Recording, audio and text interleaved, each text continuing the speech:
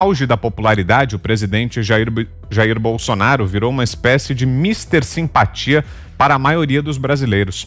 Levantamento nacional realizado pelo Instituto Paraná Pesquisa revela que Bolsonaro é considerado de longe a mais simpática das mais altas autoridades do país.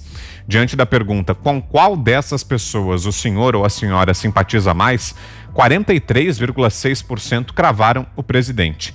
Em seguida vem nenhum, com 23% das respostas, e do total, 5% não quiseram opinar. O presidente da Câmara, Rodrigo Maia, está com distantes 16% nessa pesquisa que aferiu a simpatia das autoridades junto à população. Dias Toffoli, presidente do Supremo, com 5,9%, e o procurador-geral da República, Augusto Aras, com 3%, estão nas posições seguintes. Aparece na lanterninha das autoridades mais simpáticas dos três poderes o presidente do Senado, Davi Alcolumbre, tem só 2,8%. O levantamento do Paraná Pesquisas, realizado entre os dias 22 e 24 deste mês, ouviu 2.280 pessoas em 208 municípios de 26 estados e no Distrito Federal. Fiuza. Eu tenho uma certa dificuldade de comentar pesquisas, né? Acho que tem muita parte abstrata, né? Muito grande, muita subjetividade, mas a gente sabe isso, quer dizer, o presidente, eu sempre digo aqui, né? Outros líderes aqui já apareceram com a chamada ligação direta com o povo. E o presidente Bolsonaro, eu fico até à vontade para falar isso, porque eu me enganei bastante em relação a isso. Eu achava que o Bolsonaro era um fenômeno de gueto, artificial, aquelas cenas de aeroportos, que ele chegava lá sendo saudado. Eu cansei de minimizar isso, de dizer que qualquer um faz aquela claque ali. Eu estava enganado. Ele tem uma liga com o povo, e como o Lula tinha, apesar de tudo que aconteceu depois, o Lula, quando apareceu, ele tinha uma identificação, uma linha direta com o povo, que ele usou muito mal. Isso só acontece quando o líder... Isso não dá para ser inteiramente artificial. Você não pode ser um canastrão perfeito. Isso só acontece quando o líder tem, de fato, uma ligação de coração com as pessoas. É um completo egoísta, egocêntrico, calculista, não terá esse tipo de liga. Não adianta, você não engana 200 milhões de pessoas dessa maneira. Então isso mostra como como é ridícula essa tentativa reiterada aí de parte da imprensa principalmente, dizer que o presidente não liga para as mortes por coronavírus. Isso, assim, dentro das tentativas de sabotagem, essa é a mais fraca, né?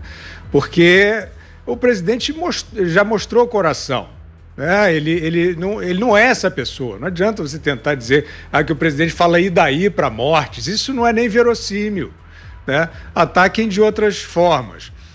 Como, por exemplo, né, para fazer a passagem para o outro assunto, essa manifestação dele em relação à equipe econômica, né? Que eu acho, até o Zé Maria já falou um pouquinho desse bastidor.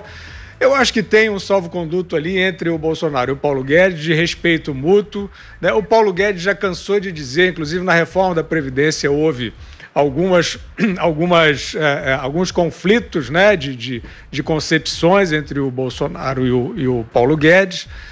E o Paulo Guedes já disse isso publicamente, que trouxe algumas medidas que o presidente, pela sensibilidade política dele ou pela comiseração, não sei como chamar, alertou que ele não toparia.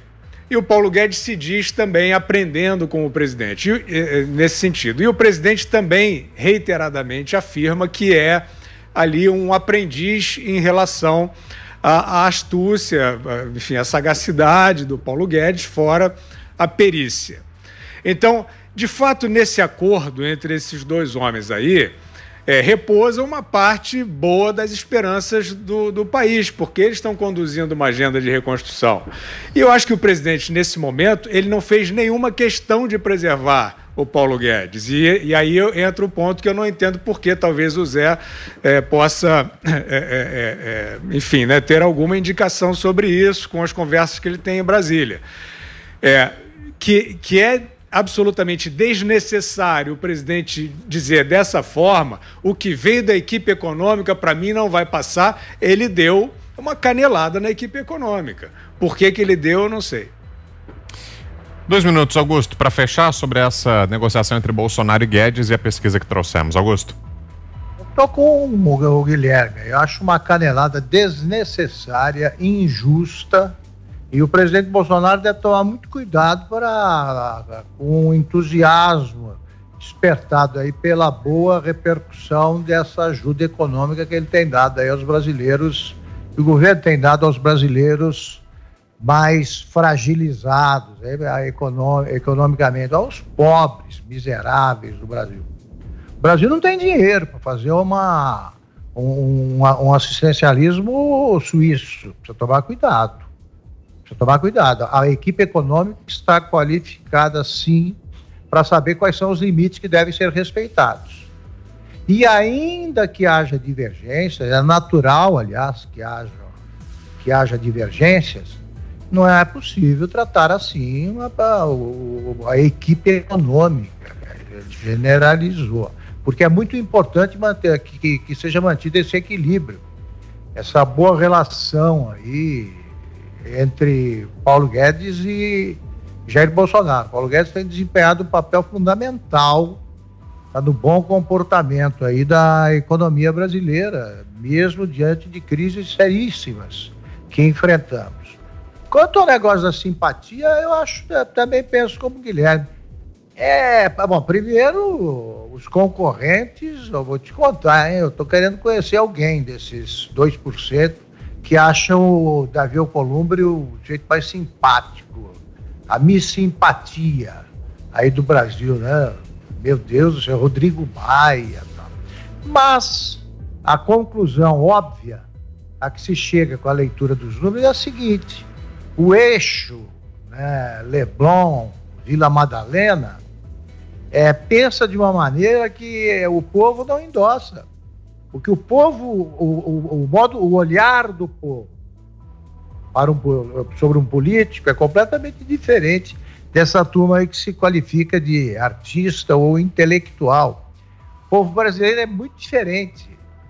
Tanto que tinha essa empatia com o Lula, né, eu não tenho nenhuma, e tem essa empatia com o Bolsonaro, que aos olhos dos seus inimigos é um bronco, que só faz bobagem, que por isso está condenado a ser antipatizado até pelos que já morreram. Então é o seguinte, não é assim não. Não é assim não. O povo brasileiro é muito diferente dos que acham que são especialistas em Brasil.